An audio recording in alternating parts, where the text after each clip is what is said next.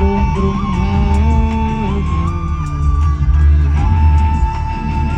តាមផ្លូវទៅហើយ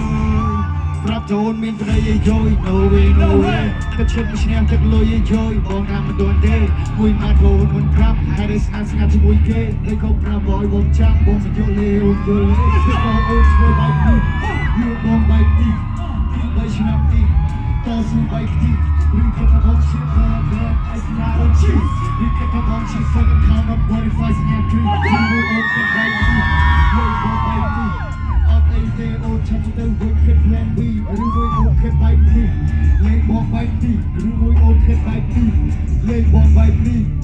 មិនមែនទេអូនក៏គំតែអី